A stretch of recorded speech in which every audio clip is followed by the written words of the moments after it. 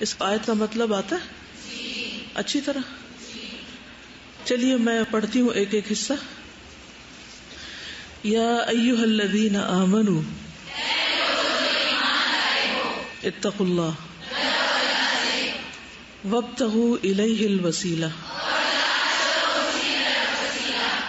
وجاہدوا فی سبیلہ لعلکم تفلحون. ٹھیک ہے، خطاب کس کو ہے؟ سب سے پہلے کیا کرنے کا حکم دیا جا رہا ہے؟ اللہ سے ڈرنے کا، اللہ کے تقوی کا. ٹھیک ہے، سب سے پہلے اللہ کے تقوی کا کہ اے لوگو جو ایمان لا چکے ہو اب کیا کرو؟ اللہ سے ڈرو، اللہ کا تقوی اختیار کرو. ٹھیک ہے، اس کے بعد نمبر 2 کیا کام کرو؟ اس کی طرف جانے کے لیے کوئی وسیلہ تلاش کرو. اور تیسرا کام کیا کرو؟ جاہدوا فی سبیلی، اس کے راستے میں جہاد کرو. فائدہ کیا ہوگا؟ تم کامیاب ہو جاؤ گے. لعلکم تفلحون، یعنی تمہارے اپنے فائدے کے لیے ہیں یہ تینوں کام.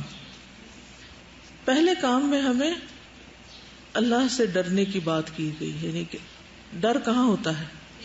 دل میں، گویا دل کی اصلاح. دوسرے حصے میں وسیلہ. وسیلہ کس کو کہتے ہیں؟ ذریعہ. ٹھیک ہے، ذریعہ یعنی کس کا ذریعہ؟ قرب کا ذریعہ، اللہ کے تقرب کا ذریعہ. اور تیسرے حصے میں اللہ تعالیٰ ہمیں وجاہدوا فی سبیلہ، اس کے راستے میں جہاد کا حکم دے رہے ہیں. ٹھیک ہے، جس میں محنت، کوشش اور عمل شامل ہے، یعنی مشقت شامل ہے، یعنی حرکت شامل ہے، یا جو حرکت پر مشتمل ہے. تو سب سے پہلے اللہ کا ڈر، پھر قربت کا ذریعہ، اور تیسرے نمبر پر حرکت. اللہ تعالیٰ چاہتے تو اتنا بھی فرما دیتے کہ اتقوا اللہ وجاہدوا فی سبیلی اور دوسری بات نہ کرتے، لیکن یہاں ہمیں حکم دیا جا رہا ہے کہ تمہیں ایسا کرنا ہے. تو اس سے پتہ یہ چلتا ہے کہ ہمیں وسیلہ تو تلاش کرنا ہی کرنا ہے، اللہ کے قرب کے طریقے تو معلوم کرنے ہی کرنے. یہی معنی ہے نا اس کا، کہ اس کے سوا چارہ کوئی نہیں کہ کیا کرو؟ وسیلہ تلاش کرو. ٹھیک ہے، سب کے لیے یہ حکم ہے. پہلے یہ سمجھ لیں کہ کیا کرنا ہے. ٹھیک ہے، حکم کیا ہے؟ یہ بات سب کو سمجھ آ گئی کہ یہ حکم ہے ہمارے لیے؟ اوکے. اب آپ دیکھیے دوسرے درجے پر ہمیں یہ جاننا ہے کہ کیسے کرنا ہے، یعنی کیا کرنا ہے، اب کیا ہے، کیسے کرنا ہے، ہاؤ ٹو ڈو. اب مثلاً اگر میں آپ سے کہوں کہ نوشین آپ عظمیٰ کے قریب ہونے کا کوئی ذریعہ تلاش کریں عام زبان میں، تو آپ کہیں کہ یہ جو 3-4 لوگ بیچ میں بیٹھے ہوئے ہیں یہ میرے اور اس کے درمیان ایک ذریعہ ہے، واسطہ ہے، اور میں ان کے ذریعے اس سے قریب ہو رہی ہوں. ٹھیک ہے، کافی ہے، ہو گئی آپ قریب ان سے. بھائی اس کے اور آپ کے بیچ میں یہ ہے نا 4 لوگ، کیوں گیپ کیوں؟ وہ جڑے بیٹھے ہیں سارے، ایک کے بعد ایک سلسلہ، واسطہ، ذریعہ، ایک سند، ایک چین ہے نا لوگوں کے بیچ میں. نہیں، آپ اس کو ذرا سوچئے تو صحیح پہلے اس بات کو. ایک طریقہ ہے کہ یہ کہیں بس یہ جو بیچ میں لوگ کافی ہیں کیونکہ وہ اس سے جڑی ہوئی، وہ اس سے اور یہ ان سے، لہذا وہ ان سے بھی جڑ گئی نا، کام ہو گیا، مقصد پورا ہو گیا. جی، عمل اور کوشش بھی کرنی ہے. سب سے پہلے بات تقویٰ تو دل میں ہے نا. تقویٰ یعنی کہ پہلے تو ایک ضرورت محسوس ہو، جب اللہ سے ڈریں گے تو اللہ کے قریب ہونے کی ضرورت محسوس ہوگی نا، کہ اللہ کو راضی کرنا ہے. ڈر کیا کرتا ہے انسان کو؟ ڈر سے کیا ہوتا ہے؟ یعنی جب ہم کہتے ہیں اللہ سے ڈرو تو اس کا نتیجہ کیا ہوتا ہے کہ انسان پھر اس کو راضی کرنے کی کوشش کرتا ہے، اس کے حکم پر عمل کرتا ہے، اور جس چیز سے وہ روکتا ہے اس سے وہ رکتا ہے. ٹھیک ہے نا. اور پھر اس بات کی ضرورت محسوس ہوتی ہے کہ اس کو راضی کرنے کے کون کون سے طریقے ہیں کہ میں اس تک پہنچوں، اور پھر اس کے لیے حرکت کرتا ہے، کوشش کرتا ہے، محنت کرتا ہے. تو ایک طریقہ یہ ہے کہ وہ اپنی جگہ پر ہی بیٹھی رہیں، جو کر رہی ہیں وہ کرتی رہیں، اور اس پر خوش ہوتی رہیں کہ ان تک ایک لائن ملی ہوئی ہے، وہ ایک کنیکشن موجود ہے. کچھ لوگ ہیں مثلا ان کو ان سے کچھ کہنا ہے تو یہ ان کے کان میں کہہ دیں، یہ ان کے آگے کہہ دیں، وہ ان کے کہہ دیں، وہ بات وہاں پہنچ ہی جائے گی نا. نہیں پہنچ جائے گی نا کہ نہیں پہنچے گی؟ ٹھیک ہے، یہ ایک طریقہ ہے نا جو ہم اختیار کرتے ہیں. اچھا، اس کے بعد دوسرا طریقہ یہ ہے کہ یہ ذرا اٹھیں، حرکت کریں، یہاں سے تکلیف کریں اور خود وہاں تک پہنچے. ایک سٹیپ، 2 سٹیپ، 3 سٹیپ، 4 سٹیپ اٹھا کے وہاں تک پہنچے اور ان کے پاس جا کے بیٹھ جائیں، قریب ہو جائیں ان کے. تو ان دونوں میں سے کون سی قربت بہتر ہے؟ معقول کون سی چیز ہے؟ اور پہلی تو صرف خوش فہمی ہے. خوش فہمی ہے. ہو سکتا ہے کہ یہ ان کو کچھ کہیں اور وہ بھول جائیں آگے بتانا، یا اس سے بھی آگے. اچھا یہ کہ نہیں میں سارے وسیلے کاٹ کے صرف ایک واسطہ بیچ میں رکھتی ہوں، اونلی ون. تو اس میں بھی پاسبلٹی ہے نا کہ جس کو یہ کہہ رہی ہیں وہ آگے نہ کہے. کبھی ایسا ہوا زندگی میں آپ کے ساتھ؟ بہت دفعہ ایسا ہوتا ہے نا. کبھی بات بدل جاتی ہے، کبھی وہ کوئی اور رنگ اختیار کر لیتی ہے، کبھی وہ آؤٹ آف کانٹیکسٹ بیان ہو رہی ہوتی ہے. تو جس سے آپ کو محبت ہوتی ہے، اتقوا اللہ میں تقوی میں محبت بھی ہے، صرف ڈر نہیں. جس سے آپ کو محبت ہوتی ہے، آپ کا کیا دل چاہتا ہے؟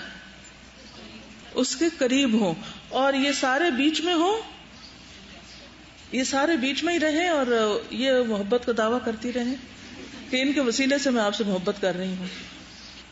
کیا چاہیں گے؟ یہ بھی ہو سکتا ہے کہ آپ ان سے زیادہ قریب ہو جائیں اور جن سے ہونا چاہیے تھا وہ بھول ہی جائیں، کیونکہ وہ بیچ میں فاصلہ آ گیا نا، ایک اور چیز پڑ گئی بیچ میں. اب ان کو کوئی کام ہے ان سے، تو ایک طریقہ یہ ہے کہ یہ خود ان کو بتائیں کہ مجھے آپ سے یہ کام ہے. دوسرا یہ کہ ان کو میسج دیں کہ جاؤ ان سے کہو مجھے تم سے یہ کام ہے. دونوں میں کیا فرق ہے؟ ڈائریکٹ اپنی بات بتانے میں اور کسی کے ذریعے میسج دینے میں کیا فرق ہے؟ پوری کی پوری بات پہنچے گی. یعنی جو خود بتائے گا وہ پورے جذبات اور احساسات اور اپنی پوری کنوکشن کے ساتھ بتائے گا، اور جو دوسرا بتا رہا ہے وہ ہو سکتا ہے کہ لفظ تو پہنچا دے لیکن جو تڑپ ہے یا جو جذبہ ہے یا ایکسپریشن ہے وہ نہ پہنچے. یہاں ایک احتمال ہے، آپ یہ سوچ سکتے ہوں گے کہ ہم عام لوگوں کو تو نہیں کہتے، ہم تو بزرگان دین کو جا کے کہتے ہیں کہ وہ ہمارے لیے کریں. تو بچہ تو ایسے کر سکتا ہے، بزرگان دین کے اوپر تمہارا بڑا ٹرسٹ ہے، وہ تو یہ نہیں کرتے ہوں گے. تو کیا بزرگان دین انسان نہیں ہے؟ ان سے کوئی غلطی ہو سکتی ہے یا نہیں ہو سکتی؟ بالکل ہو سکتی.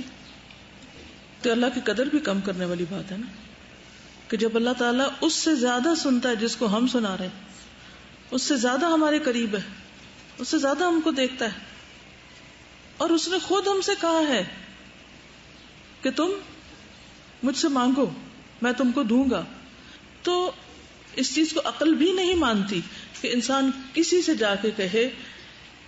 کجا یہ کہ شریعت قرآن میں ہمیں ایسا کوئی طریقہ نہیں بتایا گیا، نبی صلی اللہ علیہ وسلم نے نہ خود ایسا کوئی طریقہ کیا نہ صحابہ کرام نے کیا. ٹھیک ہے. اچھا اب آپ دیکھیے کہ جب زندہ کے ساتھ ہم ایسا نہیں کر سکتے، زیادہ تو یہ کہہ سکتے ہیں کہ تم میرے لیے دعا کرو، جبکہ آپ خود بھی کر رہے ہو تو آپ دوسروں سے بھی کہیں تو 1 سے 2 دعائیں ہو جائیں گی. اس کی تو سینس بنتی ہے اور اس کی دلیل بھی ہمیں سنت سے ملتی ہے. لیکن مردہ شخص کے پاس جا کر، اس کی قبر کے پاس جا کر اس سے کچھ کہنا کہ تم ہمارے لیے آگے کچھ کرو، تو اس کی کیا تک بنتی، جبکہ وہ ہماری سنتے بھی نہ ہو.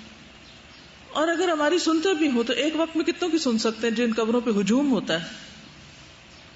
بفرض محل مان بھی لیا کہ وہ سنتے ہیں، تو ایک وقت میں آپ کو پتا کتنے کتنے لوگ وہاں کھڑے ہوتے ہیں، تو وہ کیا سب کی سن لیتے ہیں؟ ایک ماں کے 4 بچے ہوتے ہیں، 2 کٹھے بولے تو وہ ناراض ہو جاتی ہے، ایک کے بعد ایک بات کرو، کٹھے مت بولو. تو وہ ہمارے جیسے انسان نہیں ہے جو اندر دفن ہے. اول تو سنتے نہیں، اگر کسی بھی طرح آپ ثابت کر لیں نہیں سن رہے تو بھی کتنوں کی سنیں گے. اور اگر دن رات ان کے سر پہ لوگ کھڑے ہیں کہ آپ ہماری آگے بات پہنچائیں، تو وہ کس کس کی بات کریں گے؟ اور وہ زیادہ ضرورت مند ہے اپنے لیے یا ہمارے لیے؟ اپنے لیے. ان کی اپنی ضرورت ہے، کیونکہ جو شخص مر جاتا ہے چاہے وہ نیک ہو یا بد ہو، وہ سب ایک حسرت سے گزرتے ہیں کہ ہمیں اور موقع مل جاتا تو اپنے لیے کچھ اور کر لیتے. اگر وہ کچھ کر سکتے ہو تو اپنے لیے پہلے کریں نا.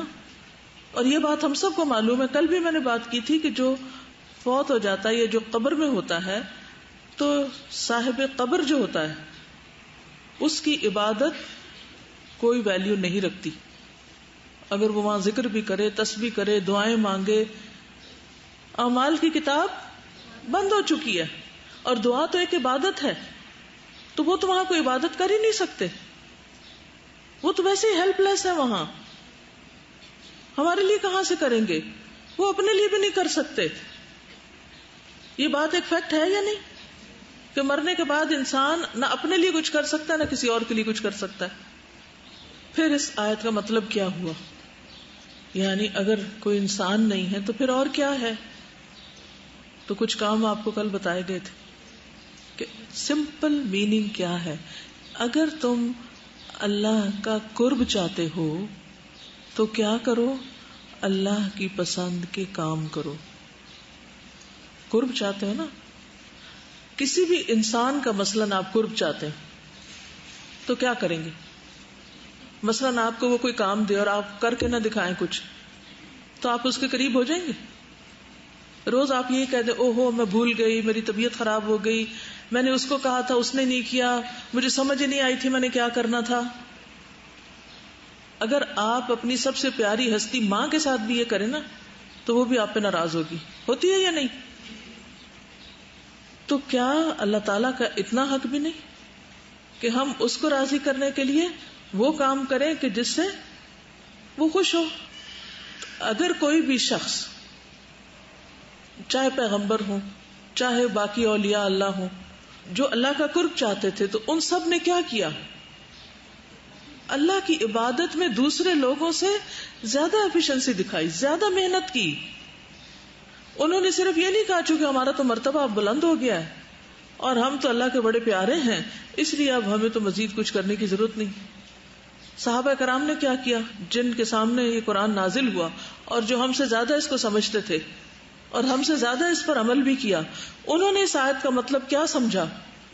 وہ سارے قبروں پہ دوڑ گئے کہ جا کے ان سے کچھ کہہ آئیں؟ نہیں، ان میں سے کسی نے یہ کام نہیں کیا. حتیٰ کہ ایک موقع پر جب دعا کرانے کی بات تھی، مدینہ میں ایک مرتبہ شاید قحط پڑا تھا، تو لوگ حضرت عباس کے پاس گئے تھے، حضور صلی اللہ علیہ وسلم کی قبر پہ نہیں گئے تھے، یہ کہہ کر کہ ہم آپ سے پہلے دعا کرواتے تھے اب آپ کے چچا سے کروا رہے ہیں.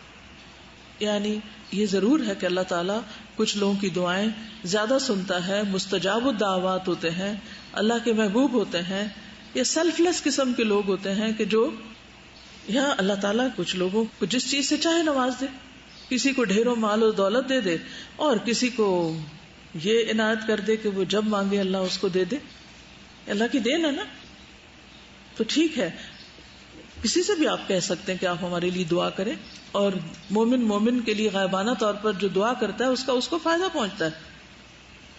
لیکن خود کچھ نہ کرنا اور مرے ہوئے لوگوں کی قبر پر جا کے کوئی بکرا ذبح کر کے ان سے تقرب حاصل کرنا، وہ جو بکرا وہاں ذبح ہوتا ہے وہ بھی کس مقصد کے لیے دراصل ہوتا ہے؟ وہ اللہ کے نام پہ نہیں ہوتا، وہ کس کے نام پہ ہوتا ہے؟ قبر والے کو خوش کرنے کے لیے ہوتا ہے. اسی لیے تو قبر پہ لے جا کے کرتے ہیں، ورنہ گھر میں کیوں نہ کریں. تو جب قبر والے کے نام پر وہ ہو رہا ہوتا ہے تو اس کو قرآن میں کیا کہا گیا؟ یہ کیا ہے؟ یعنی اس کا گوشت کھانا جائز ہے؟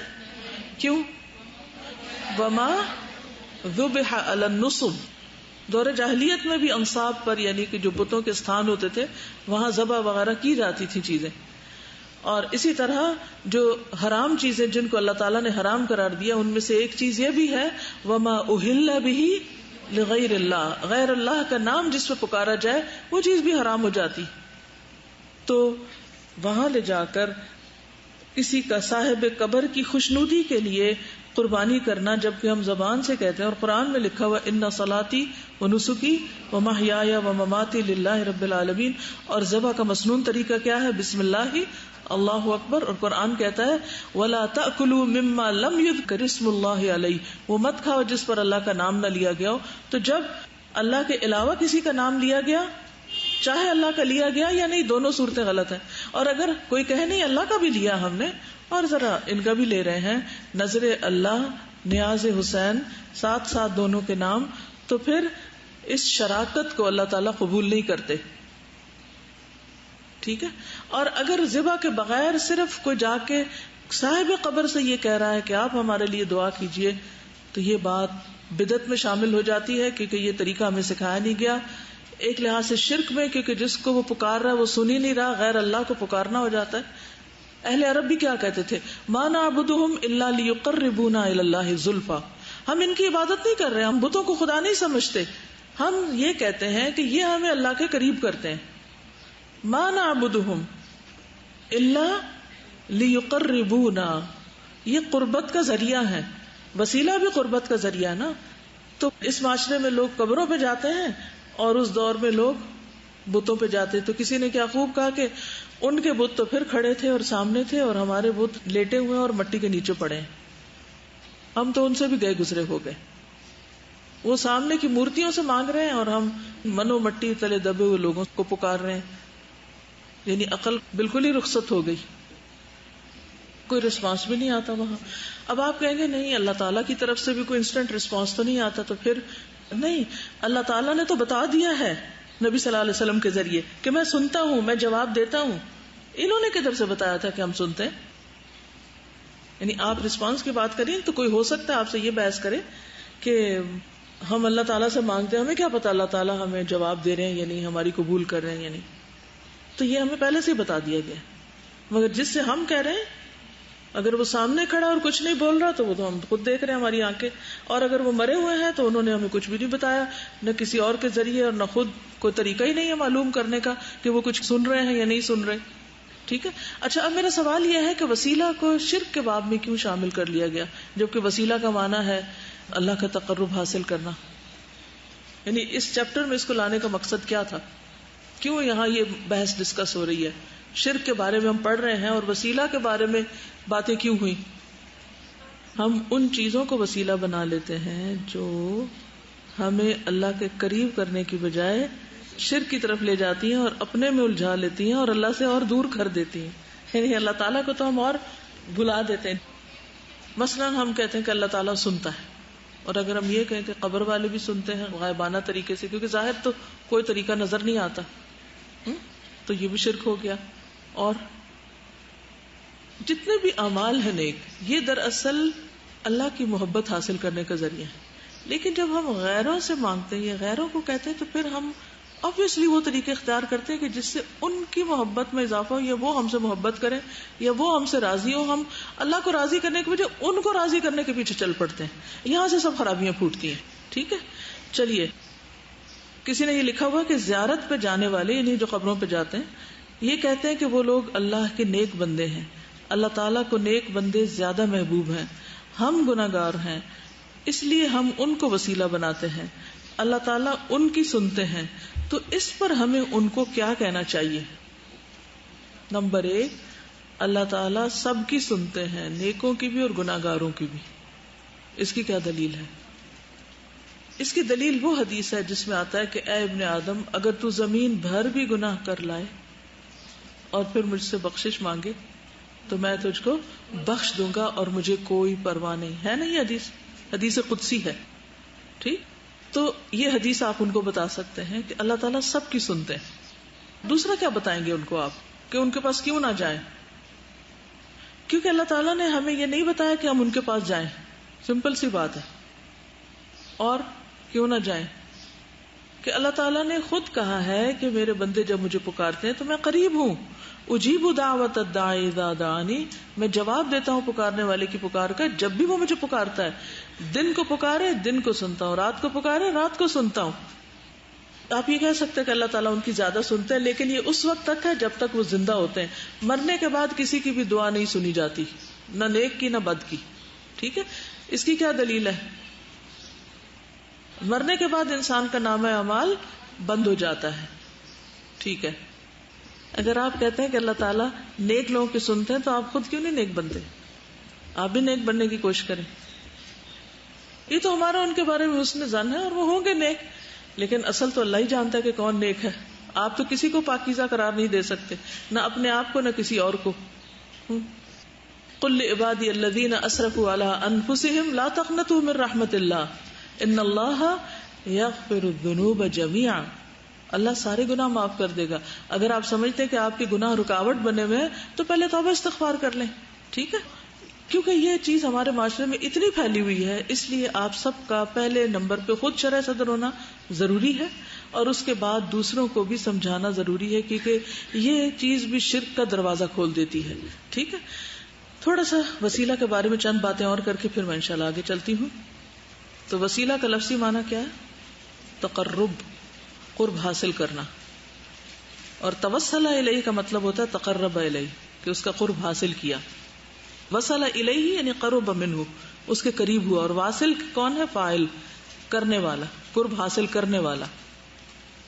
تو وہ ذریعہ، سبب، راستہ، واسطہ جو اللہ کی طرف پہنچائے، اللہ کے قریب کرے. اور وہ کیا چیز ہوتی ہے؟ اس کی اطاعت، اس کی عبادت، جس کو اللہ تعالیٰ نے اپنے پیغمبر کے ذریعے شریعت کا حصہ بنایا. مخلوق جتنی بھی نیک ہو، چاہے انبیاء ہوں، اولیاء ہوں، صالحین ہوں، کوئی بھی ہوں، اللہ نے ہمارے لیے یہ مشروع نہیں کیا. مشروع کا مطلب جائز نہیں قرار دیا کہ ہم ان کے مقام کو ذریعہ بنائیں. عبادات کو تو ذریعہ بتایا گیا، لیکن نیک لوگوں کو ذریعہ نہیں بنایا گیا. یہ ہمیں کہیں دین سے اس کی دلیل نہیں ملتی. تو اللہ کی طرف ہمیں عمل کا وسیلہ پکڑنا ہے، اور وہ اپنا عمل ہوگا، کسی اور کا عمل نہیں. یہ یاد رہیں گے الفاظ. اللہ کے قریب ہونے کے لیے ہمیں عمل کا وسیلہ پکڑنا ہے، لیکن کسی کے عمل کا نہیں کہ وہ بہت روزے دار ہے تو اس کے روزے میرے کام آ جائیں، یا وہ بہت تہجد گزار ہے تو اس کا تہجد مجھے فائدہ دے دے. اس کا عمل نہیں، اپنا عمل. خود کوشش اور محنت کرو. تو ہمارے لیے حکم کیا ہے کہ ہم خود اللہ کی اطاعت کریں، اچھے کام کریں، اور ان کے ذریعے اللہ کا قرب حاصل کریں. ٹھیک ہے، تو قرآن مجید میں جس وسیلے کا ذکر ہے، اس سے مراد کیا ہے؟ اللہ کی اطاعت کے کام، کیونکہ وہی اللہ کے قریب کرتے ہیں. مخلوق کو وسیلہ بنانے کا نقصان یہ ہوتا ہے کہ پہلے ہمیں مخلوق کا قرب حاصل کرنے کے لیے پاپڑ بیلنے پڑتے ہیں. ٹھیک ہے نا، یہ کتنی بڑی مصیبت ہے کہ پہلے تو اس کو راضی کرو، ابھی وہ ہمارا کام کرے، اور اس کی رضامندی میں ہی سب کچھ خرچ کر بیٹھتے ہیں، اور یوں اللہ تعالیٰ کے نزدیک پہنچنے کی بجائے بہت ہی دور ہو جاتے ہیں.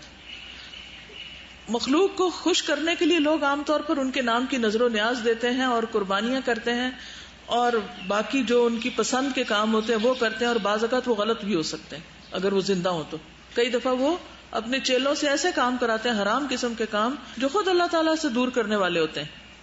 اب جیسے جادوگر جن کے پاس لوگ جا کے کرواتے ہیں، وہ بعض اوقات کیا کہتے ہیں، جاؤ ایک نو مولود بچے کا دل نکال کے لاؤ. سنا کبھی آپ نے؟ یہ اس قسم کی بھی حرکتیں کرتے ہیں. یہ براہ راست معلومات دے رہی ہیں کہ ان کی کوئی جاننے والی کسی جادوگر کے پاس گئی تو اس نے ان کو کہا کہ تم ننگی ہو کر گدھے کے کان کاٹ کے میرے پاس لاؤ. اب شیطان کیا چاہتا ہے؟ انسان ننگا ہو، اور پھر ننگا ہو کے زندہ مخلوق کا کان کاٹے. آپ کا کوئی کاٹے تو پھر آپ دیکھیں کیا ہوتا ہے. تو گدھا بھی تو آخر جان والی چیز ہے نا. کیا ہمیں اجازت ہے کہ کسی زندہ مخلوق کے جسم کا کچھ حصہ کاٹے؟ ہمیں اس کی اجازت نہیں ہے. یعنی اس قدر غلط قسم کے بعض اوقات نامعقول حرام قسم کے کام کرواتے ہیں کہ جو انسان کو اور زیادہ اللہ سے دور کرتے ہیں. تو اگر کوئی مخلوق کا واسطہ پکڑتا ہے اور مخلوق کو خوش کرنے کے لیے کوئی جانور ذبح کرتا ہے یا نظر و نیاز دیتا ہے تو یہ شرک اکبر میں شامل ہو جاتا ہے. اس لیے وسیلہ کے باب کو شرک کے اندر رکھا گیا ہے. اور اگر وہ صرف اس بندے کا ہی وسیلہ پکڑتا ہے اور کچھ اور نہیں کرتا تو یہ بدعت ہے، کیونکہ نبی صلی اللہ علیہ وسلم نے ہمیں ایسا کوئی طریقہ بتایا نہیں. مثلا لوگ کیا کہتے ہیں، یا اللہ ہمیں یہ چیز دے اپنے نبی کے صدقے، کہتے ہیں نا، یہ تو یہ بدعت میں شامل ہو جاتا ہے. ٹھیک، یعنی آپ نبی کا صدقہ کر رہے ہیں یا ان کے مقام کو بطور صدقہ پیش کر رہے ہیں اللہ کے حضور، اس بات کا مطلب کیا ہے؟ یا ان کا واسطہ یا ان کی ذات یا ان کو وسیلہ بنا کے، یہ چیزیں ہمیں نہ اللہ نے سکھائی نہ اس کے رسول صلی اللہ علیہ وسلم نے سکھائی، اس لیے ان چیزوں سے پرہیز لازم ہے. اور ویسے بھی اگر کوئی نظر نیاز یا کچھ اور نہیں کرتا، بندے کو وسیلہ بناتا ہے، تو پھر وہ فرسٹ سٹیپ ہوتا ہے، انسان وہیں تک نہیں رہتا، پھر اس سے اگلی جنریشن ایک اور اگلی اور، جیسے قوم نوح شرک میں مبتلا ہو گئی، وہ بھی اسی طرح سٹیپ بائی سٹیپ آگے بڑھے تھے.